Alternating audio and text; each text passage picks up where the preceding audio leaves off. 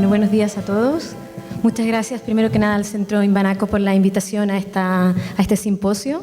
Siempre es un placer volver a Colombia, primero por el interés que veo en temas de seguridad y calidad, en calidad de la atención, y que para los profesionales que llevamos tantos años trabajando es una motivación también. Después por la calidez de la gente aquí en Colombia, y por supuesto también porque cada nuevo rincón que he ido descubriendo pues tiene cantidad de cosas increíbles que nos sorprenden, ¿no?, sobre este país.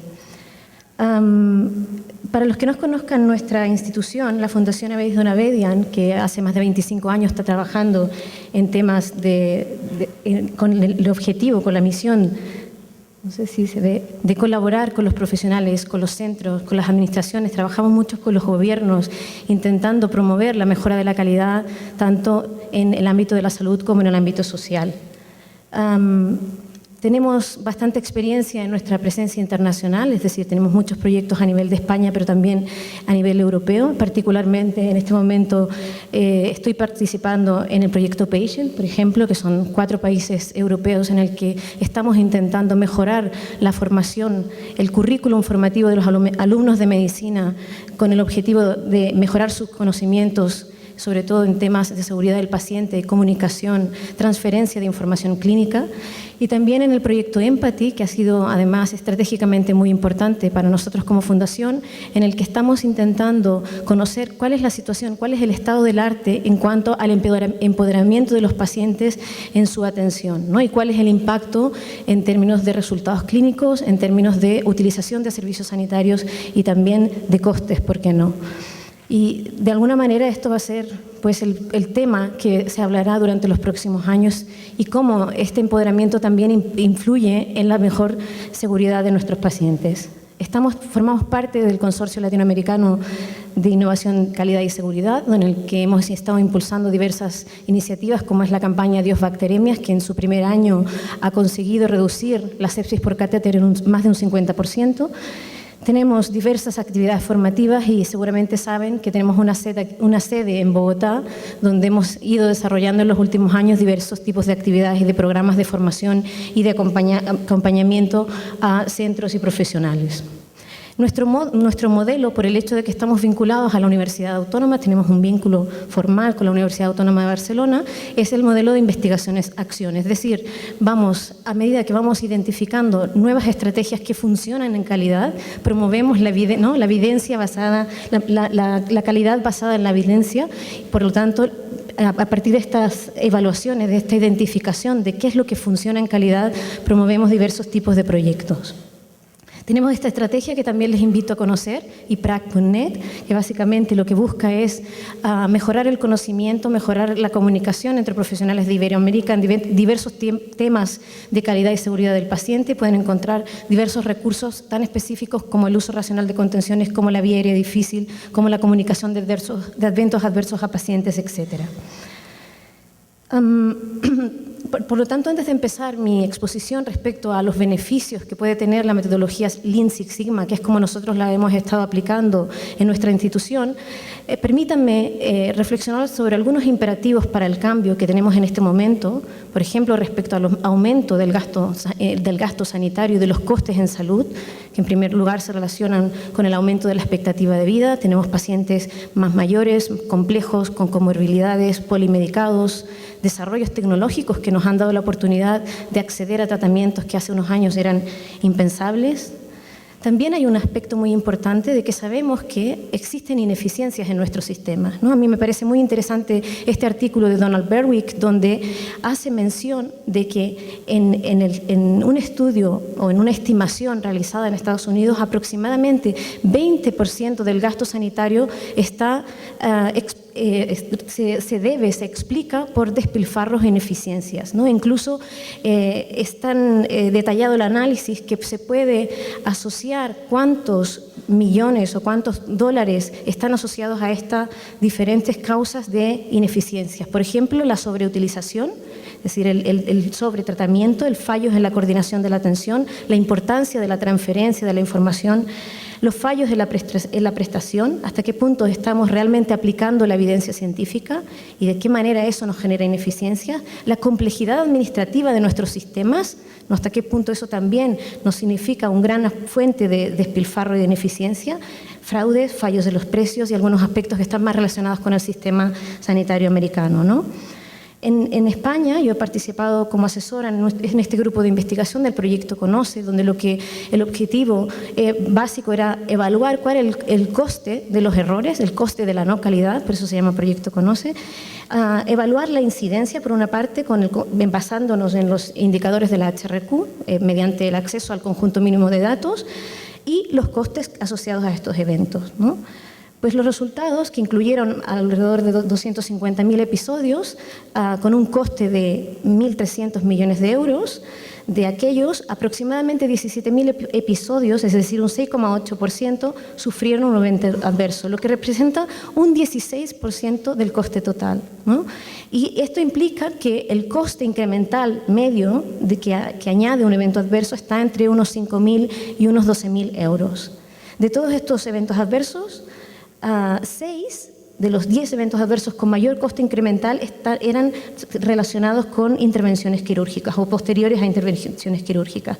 Por tanto, el coste incremental total de los eventos adversos implicaba un 6,7% adicional del total del gasto sanitario, ¿no? Y si ven aquí cómo están distribuidos, no sé si se ve bien la diapositiva, pero cómo están distribuidos estos eventos adversos, y el primero, el que explica desde el punto de vista de coste incremental un mayor impacto, es el asociado a la infección del tracto urinario o al fallo respiratorio postquirúrgico. Por supuesto, la infección de la herida quirúrgica. Otro aspecto importante es la complejidad de nuestros sistemas, ¿no? A mí me gusta mucho esta diapositiva que se supone que explica cuántos profesionales, alrededor de 133 profesionales que participan en el proceso de atención de un paciente para una herniorrafia, ¿no?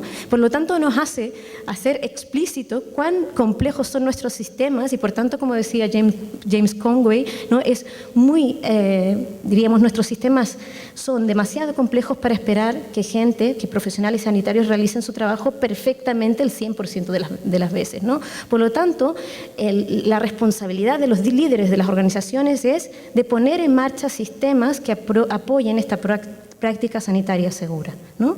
Y un poco esto es lo que vincula con estos análisis que vamos a hacer de esta metodología Lean y Six Sigma, en el sentido de que lo que promueven, como muchas otras metodologías en el entorno de seguridad del paciente, en la cual yo he estado trabajando durante muchos años y que, como sabemos, existen otras metodologías previas, es que se centran básicamente en cómo podemos hacer nuestros sistemas más viables, el enfoque en los sistemas de trabajo, el enfoque en los procesos de atención.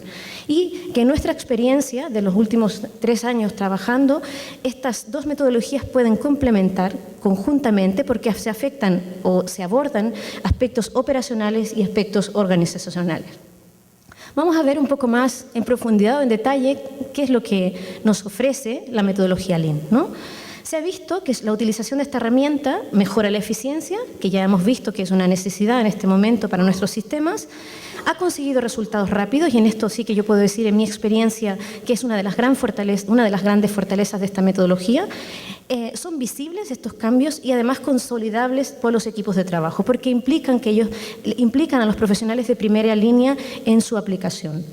El éxito de este sistema se debe a estos 4 factores. Primero, el conocer la realidad de cerca, es decir, no se puede iniciar un proceso de aplicación de la metodología Lean sin conocer directamente, sin ir a observar el terreno, visualizar cuáles son los problemas, incluso hacer fotografías, ver cómo funciona cada uno de los circuitos que queremos evaluar, ¿no? Introducir cambios de forma precoz y, por supuesto, la medición y la consolidación en el tiempo.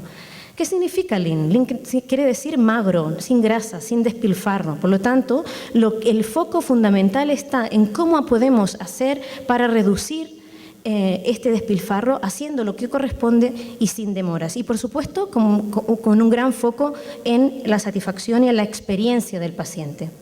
¿En qué se basa? ¿Cuál es el objetivo? En la creación de valor para el paciente y en eliminar las pérdidas en el proceso. Por lo tanto, el concepto de valor se entiende como cualquier actividad que contribuye directamente a satisfacer esas necesidades del paciente. ¿Qué es lo que nos importa? ¿Cuáles son los resultados que necesitamos con este paciente que ingresa a este hospital? ¿No? Y al revés, el despilfarro se refiere, originalmente Susaki lo había definido como cualquier cosa distinta de la cantidad mínima de equipamientos, materiales, personas, partes, espacios y tiempo que sean absolutamente esenciales para añadir valor al producto. A mí me gusta más esta segunda definición, que es más simple, que es todo aquello que no añade valor al proceso de atención directa del paciente sería correspondiente a un despilfarro. ¿Cuáles son los despilfarros más frecuentes en el entorno de la salud? El transporte, es decir, pérdidas relacionadas con movimientos de pacientes, pérdidas relacionadas con transporte de equipamientos, inventarios en stocks, por ejemplo, no necesarios, movimientos inadecuados o innecesarios de profesionales o incluso de información. Esperas como un factor muy importante. Ayer hacíamos un ejercicio en el curso precongreso y uno de los aspectos que más frecuentemente salieron estaban relacionados con los retrasos diagnósticos, con las esperas de pacientes, con las listas de esperas para una intervención quirúrgica, ¿no? Sobreproducción, es decir, sobreutilización de nuestros recursos, pruebas innecesarias, por ejemplo, sobrecarga, estrés laboral, carga laboral, defectos relacionados, fallos, errores de medicación, infecciones.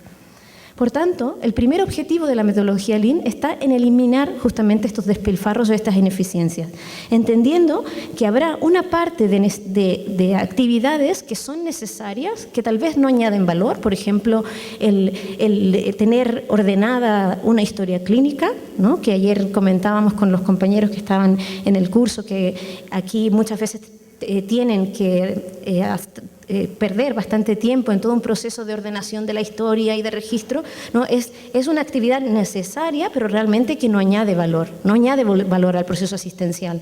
Por tanto, el objetivo es, para este tipo de actividades, minimizarlas al máximo, eliminar lo que no es realmente necesario y maximizar todo aquello que dé valor. Por supuesto, es una metodología, como comentaba, que está enfocada en la acción y, por tanto, la gran característica que se le ha reconocido, sobre todo a nivel de investigación, que alguna se ha hecho en el entorno del Lean, es que ofrece soluciones estándares a problemas que son comunes en muchas de las organizaciones. Y estas soluciones están transformadas como herramientas, no están ofrecidas como herramientas. Una de las herramientas que nosotros más utilizamos y que además se ha descrito como de mayor utilidad es el mapa de flujo de valor, que no es otra cosa que un diagrama de flujo donde introducimos información sobre los despilfarros, sobre la rapidez del proceso, sobre la continuidad del flujo, sobre el trabajo en curso. Este sería un mapa de flujo de valor donde los minutos, por ejemplo, que están hacia arriba se consideran sin valor añadido, que habitualmente se relacionen con esperas de los pacientes, en este caso en un proceso de triaje, en el proceso de admisión de un paciente a urgencia. Y se calcula que de los 433 minutos de este paciente, solo 279 tenían realmente un valor añadido.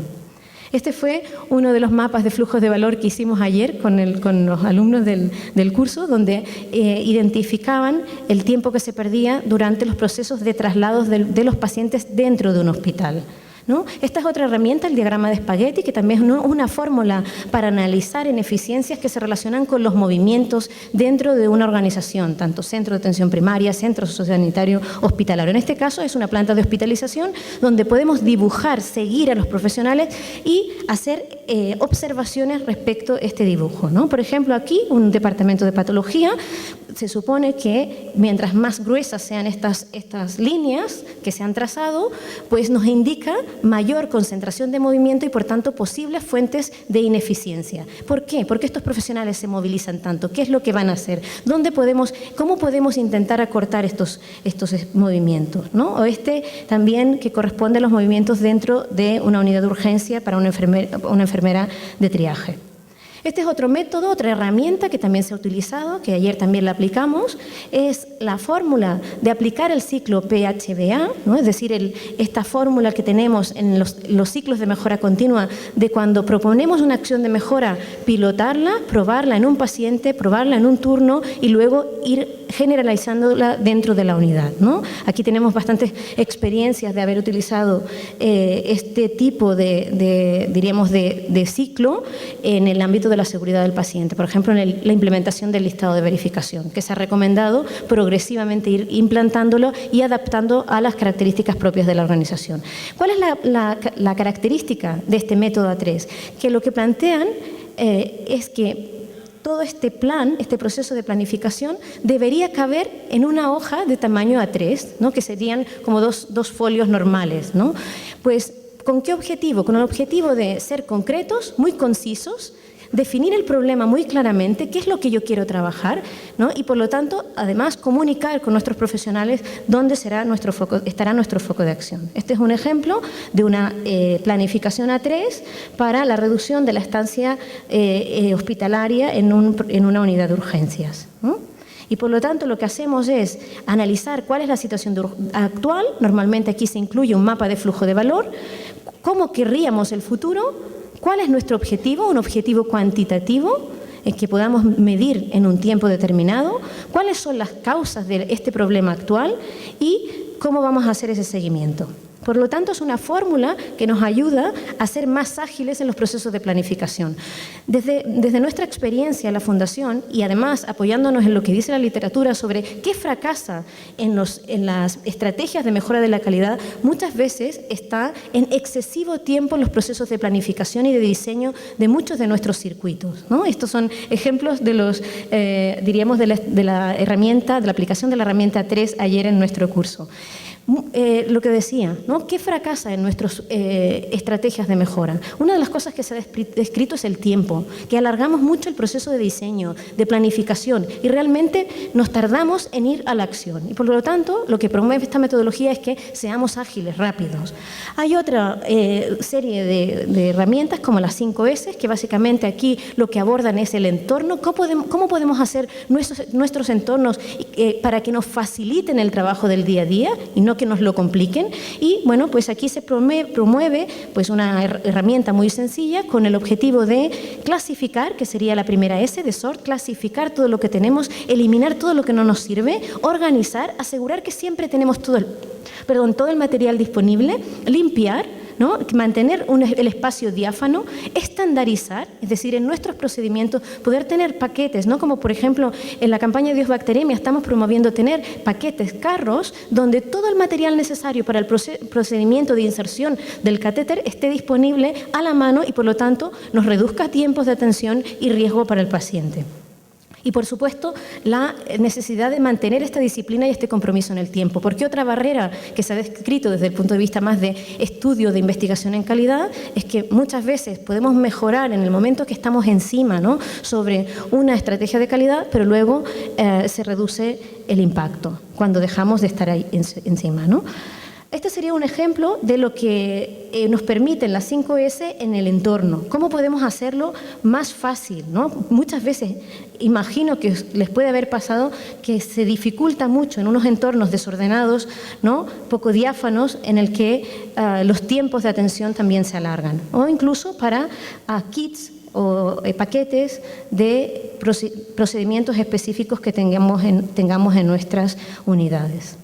El control visual es otra estrategia, que es una técnica en la cual, mediante signos, en lugar de textos, en lugar de tener textos largos dentro de las unidades, intentamos transmitir una serie de acciones, ¿no? Como observar cuál es el trabajo que está en curso, en qué procedimiento está en este momento el paciente, dónde están nuestros cuellos de botella, si hay un aumento de la carga de trabajo, cómo yo fácilmente puedo identificarlo. O, por ejemplo, si hay una situación de riesgo, cómo puedo, de una manera visual, informar al resto de profesionales que estoy en ese momento en un procedimiento que requiero no tener interrupciones, como es este ejemplo que en algunos de nuestros hospitales con los que estamos trabajando lo hemos puesto en marcha, porque se había identificado que es una causa de interrupciones. O esta en el que podemos, de una manera visual, acordar con el paciente cuál es su plan de acción para ese día.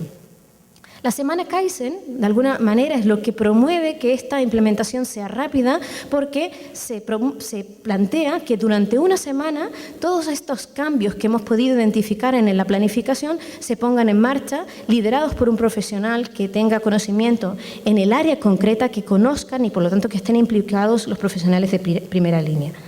¿Qué impacto en los resultados hemos observado? Esto es una revisión sistemática en el que se describe cuál ha sido el foco principal de utilización de la metodología Lean, donde, si ven, hay diversas razones para aplicarlo, como cambios, mejoras en la eficiencia de los equipos, rediseños de circuitos, pero también algunas iniciativas relacionadas como mejorar la seguridad del paciente mediante la reducción de ineficiencias, ¿no? Y si ven, en el apartado de resultados reportados, pues hay un gran número de artículos que reportan mejoras en la seguridad del paciente. Yo he seleccionado este que me ha parecido muy interesante en el ámbito de los pacientes de traumatología, de un servicio de traumatología que aplicó la metodología, consiguió una reducción de un 42% en el trabajo administrativo, mejora en el trabajo del equipo multidisciplinario, reducción del tiempo necesario para la intervención quirúrgica de un paciente con fractura de cadera, recuperación postquirúrgica más rápida y menos necesidad de utilización de servicios de rehabilitación, estancia hospitalaria reducida en un 33% y mortalidad reducida en un 36%. Por tanto, la experiencia de la utilización en salud ha sido exitosamente aplicada a procesos del entorno sanitario, porque pequeños proyectos, realmente son pequeños proyectos, pueden generar mejoras significativas en lo que respecta a la fluidez, la forma de trabajar. Y además, porque en la medida que vayamos reduciendo esta complejidad que existe y la variación en las cadenas de valor, supondrá también importantes ganancias en la práctica asistencial. ¿Cuáles son las debilidades que se le describen? Se le describe debilidades en cuanto a la estructura organizativa, que probablemente no pone tanto énfasis en lo que es la preparación de la organización. Y es por esta razón que nosotros y otras organizaciones dedicadas a la mejora de la calidad lo han complementado con la metodología Six Sigma. ¿Por qué? ¿Qué es Six Sigma? Básicamente es una metodología de mejora de procesos donde, en lugar de eliminar ineficiencias, de lo que se trata es eliminar defectos o fallos, ¿no? Permite encontrar y eliminar las causas que producen esos defectos, ¿no? ¿De dónde viene este término? El término Six Sigma viene, diríamos, de un concepto estadístico. Sigma es la fórmula para representar la desviación típica o estándar, que sabemos que es un parámetro que cuantifica variabilidad, y 6 sigmas me indican que el 99,99% de los datos, que podrían ser pacientes, ¿no? Que podrían ser algún tipo de indicador que estamos recogiendo, siguen una distribución normal, se encuentran dentro de los límites definidos por estas 6 desviaciones estándar. ¿De acuerdo? Por tanto, el objetivo de la metodología Six Sigma es reducir la variabilidad de un proceso de modo que se encuentre siempre dentro de estos límites de desviaciones estándares que se han calculado en una meta muy equivalente a conseguir 0 defectos. Y es por esto que se le ha asociado mucho a este nombre de conseguir 0 defectos. Curiosamente, y me hace mucha gracia de que nosotros tenemos en nuestro máster un módulo de seguridad del paciente donde cada año le pedimos a nuestros alumnos que analicen este artículo clásico de Lucian Leap, ¿no? Sobre error en medicina, donde él hace referencia a una experiencia en una unidad de cuidados intensivos que también es de hace muchísimos años, el año 95 se publicó, y ya se hablaba de este concepto, ¿no? ¿En qué sentido? En que ellos identificaron en una unidad, cada paciente más o menos recibía en promedio unas 178 actividades por día, donde se identificó 1,7 errores cada día y por lo tanto se estimaba que los profesionales en la UCI estaban funcionando en un 99% de fiabilidad. Eso quiere decir una tasa de fallos o de errores de un 1%. ¿Qué pasa? Que en el entorno de la industria este nivel de fiabilidad sería bastante poco tolerado. Porque querría decir, si tuviésemos que vivir, incluso si aumentásemos, ¿no?, este porcentaje a un 99,9, querría decir que tendríamos 2 aterrizajes de avión peligrosos cada día en alguna zona determinada, o 16.000 piezas de correo perdidas, o 32.000 cheques bancarios mal deducidos, ¿no? Por lo tanto, el impacto que puede tener estos temas desde el punto de vista de asegurar la fiabilidad y de trabajar hacia un entorno con 0 defectos, pues se traduce en resultados en salud y en concreto en resultados en la seguridad del paciente, ¿no? Por ejemplo, si consideramos que cada americano, norteamericano, ¿no?, en Estados Unidos, cada día pasan 67.000 pacientes por un quirófano, un porcentaje de éxitos quirúrgicos del 99% querrían decir que 670 pacientes tendrían algún problema, complicación o evento adverso relacionado con la cirugía. Esta es la importancia que tiene el trabajo en la fiabilidad y que desde nuestra experiencia, y yo en concreto, trabajando durante muchos años en el ámbito de la seguridad del paciente, hemos encontrado, identificado a este tipo de metodologías, ¿no? El dar prioridad al conseguir entornos más fiables, ¿no? ¿Cuáles son los principios de la metodología? Liderazgo comprometido, implicación de los líderes, estructuras y personal dedicado a trabajar activamente, formación, orientación al paciente y, por supuesto, a diferencia de la metodología Lean, se plantea objetivos a más largo plazo, donde la estrategia de comunicación es muy importante. Tiene diversas fases en las que no me voy a detener, más o menos similares a las fases del ciclo de mejora continua, pero sí que me detendré en cuáles son las estrategias de mejora que proponen en esta metodología o que se proponen para mejorar la fiabilidad de nuestros procesos. Recordatorios, como por ejemplo podría ser los listados de verificación quirúrgica o las alertas que tenemos dentro de la historia clínica para avisarnos, por ejemplo, que un paciente tiene dolor o que un paciente tiene una alergia o que un paciente requiere un determinado tratamiento. Eliminación de similitudes, en el caso de los fármacos es un aspecto importantísimo. Establecer restricciones, esto por ejemplo para los eventos adversos relacionados con confusión de las vías, de los accesos, pues podría ser diferenciar el calibre de los accesos para no impedir que haya confusión en la administración de algún fármaco por la vía equivocada. Usar la capacidad de realización. La capacidad de realización sería lo contrario de la restricción, en el que yo favorezco mediante una estrategia el circuito asistencial. Y esto lo podrían dar, por ejemplo, las trayectorias clínicas o los elementos de ayuda a las decisiones clínicas electrónicas, ¿no? Es una fórmula en que me orienta, me facilita el trabajo de toma de decisiones. El identificar riesgos, como por ejemplo la aplicación del ANFE, que nosotros en este momento estamos trabajando en diversos tipos de eventos adversos, identificando cuáles son los riesgos e intentando poner barreras para que incluso asumiendo que somos lábiles y nos equivocamos, nuestro sistema permita poner esas barreras. Interruptores de parada, que quiere decir que el procedimiento deja de funcionar si se detecta un error. Esto en los equipamientos, diríamos, más inteligentes, como bombas de infusión que están programadas para un determinado tipo de dosificación de fármacos, o contadores, o tipo de cambios o modificaciones en nuestros sistemas que faciliten esa mayor fiabilidad. De hecho, cuando hablamos de estrategias de mejora de la seguridad y cuando proponemos, ¿no?, trabajar con nuestros profesionales en identificar acciones, siempre decimos, hay 3 acciones que mejoran la seguridad o que reducen la frecuencia de errores. La primera es si podemos o no eliminar el error. ¿Cómo podemos eliminar el error? Nos tenemos que plantear, en esta situación de riesgo, ¿existe la posibilidad de eliminar el error? Un ejemplo sería quitar el potasio intravenoso, no el potasio, de las plantas de hospitalización. Una segunda sería el que, asumiendo que hay un porcentaje de errores que aparecerán y que continuarían apareciendo, ¿qué podemos hacer para detectarlo a tiempo antes de que llegue al paciente? Y esto es lo que nos permiten a veces los listados de verificación. Realmente el error se produce. Nos damos cuenta que aquella no es la extremidad que se tiene que intervenir, pero el sistema que hemos impuesto en marcha nos permite evitar que llegue al paciente. Y la tercera estrategia es la mitigación del daño, es decir, asumiendo que no todos nuestros controles podrán evitar la llegada del paciente, habrá una parte que llegará y que por tanto tendremos que trabajar para reducir el impacto en los resultados. Por ejemplo, el poner la cama en posición baja en la prevención de caídas lo que hace es justamente minimizar el impacto en cuanto a una posible fractura de cadera respecto a otra lesión menor. Por tanto, entendemos que la fiabilidad de esta capacidad que tenemos de medir de un proceso a realizar su función prevista en el tiempo requerido, y desde la perspectiva del paciente sería asegurar que las medidas que son necesarias para ese paciente se apliquen, ¿no? Y aquí es donde surge este concepto del care bundle, que yo supongo que muchos de ustedes conocen, ¿no? Y que básicamente, desde mi punto de vista, es una fórmula de equidad, ¿no? De asegurar cómo todos los elementos de una guía de práctica clínica o aquellos elementos que considero que son más importantes se aplican a cada paciente, ¿no? Porque clásicamente, al menos en nuestra experiencia en España durante muchos años, la visión de evaluación de un indicador ha sido, diríamos, hacia abajo, ¿no?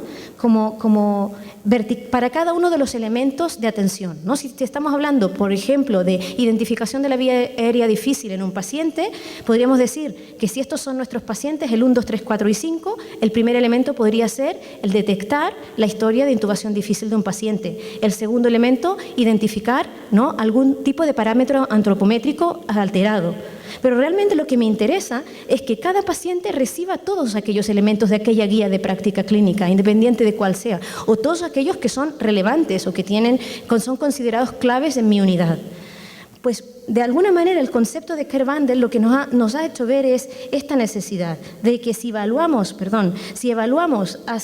de manera horizontal, el primer paciente no tiene todos los elementos, el segundo paciente tampoco y el cuarto tampoco. Por tanto, el cumplimiento de todas nuestras medidas sería de un 40%. Y esta es una estrategia que estamos utilizando mucho en la evaluación de cumplimientos de guías de práctica clínica en diversos aspectos, en diversos temas, con diversas sociedades científicas, ¿no? Y de hecho hay muchos que ya están publicados, como los más conocidos de la ventilación mecánica o algunos relacionados con las medidas para la traqueostomía, medidas para la sepsis por catéter, paquetes de medidas para la resucitación en la sepsis comunitaria, por ejemplo, en urgencias, asegurarnos que todos estos parámetros se aplican al paciente en el momento que llega y que identificamos un posible foco séptico, paquetes de medidas para el manejo en el ámbito de intensivos, paquetes de medidas para la nutrición parenteral, incluso aspectos de menos impacto en morbilidad, pero que son igualmente importantes, como paquetes de medidas para el manejo de vías venosas periféricas. Y esta es una fórmula, una estrategia para aumentar esa fiabilidad, para asegurar que realmente no dependa de las personas y de su memoria y de sus capacidades cognitivas, de que estas medidas se apliquen a todos los pacientes prácticamente en el 100%. ¿De acuerdo? Y entonces, ¿de qué forma trabajamos en este sentido? Pues diagramamos el proceso, identificamos dónde están los fallos y cuando conseguimos llegar a un 80% de cumplimiento de esa guía de práctica, hacemos un muestreo e identificamos cuáles son las 3 principales causas de por qué ese 20% aún queda sin aplicarse esa guía de práctica o esas recomendaciones clínicas. Y entonces intentamos abordar esas 3 causas. Esa es la teoría de Pareto, ¿no? Y por supuesto, para poder evaluar el impacto necesitamos medidas que sean valiosas, que tengan un significado para los profesionales, por lo tanto, que sean claves en su proceso asistencial y que sean simples. En nuestra experiencia, otra de las barreras que limita las mejoras o el objetivar mejoras en calidad es que los sistemas de evaluación de indicadores son muy complejos. Por eso es que hemos introducido el concepto del control estadístico de proceso. Es decir, en lugar de evaluar una gran muestra una vez o 2 veces en el año, vamos a evaluar pequeñas muestras de forma continua durante el año y que nos permita realmente monitorizar cómo están nuestros cambios, ¿no? Y de esta forma poder conseguir en poco tiempo o en el menor tiempo posible porcentajes superiores al 95%. Y este es alguno de los ejemplos de controles, de gráficas de control estadístico de procesos en que nos permite hacer un seguimiento, nos permite interpretar correctamente la variabilidad y si hay reducción de variabilidad y además con pocos casos, diríamos que a partir de 5 casos, incluso en algunos problemas clínicos con menos, podríamos hacer conclusiones estadísticas utilizando la base de la variabilidad de las 6 sigmas respecto de si estoy cambiando o no estoy cambiando en un determinado problema.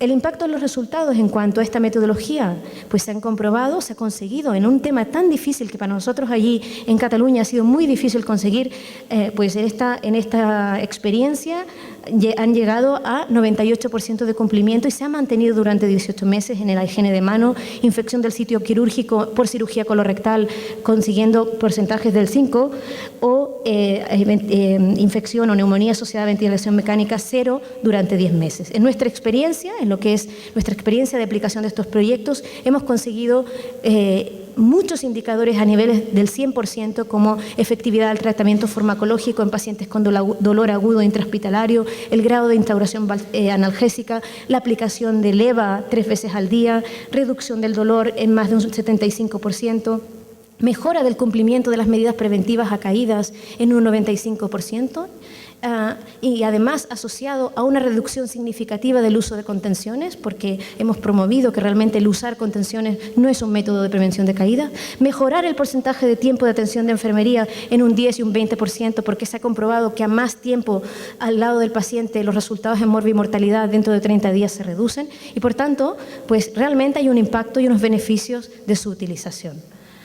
Por lo tanto, lo que querría transmitir, pues que existen múltiples razones para trabajar en la mejora de la eficiencia, que la metodología pues es una herramienta, que no tenemos que, diríamos, recurrir al parálisis por el análisis, que realmente es una fórmula que me permite sistematizar el análisis y la mejora, que las ineficiencias aumentan la complejidad y por lo tanto no es tan solo una estrategia de reducción de costos, sino que en la medida que nuestras organizaciones sean menos complejos o intentemos hacer un esfuerzo por reducir esa complejidad, las haremos menos expuestas y menos lábiles a errores, que estas metodologías tienen un foco en las tareas y en los procesos de mejora, con un enfoque o con una priorización en la reducción de los despilfarros y en la variabilidad, que es imprescindible para trabajar en ellas, implicar a los profesionales de primera línea. No se puede aplicar ninguna de las dos sin la participación activa e incluso darle autonomía para la toma de decisiones, y que realmente el conseguir procesos libres de errores y sin ineficiencias pueden al mismo tiempo ayudarnos a asegurar una atención segura a nuestros pacientes. Muchas gracias.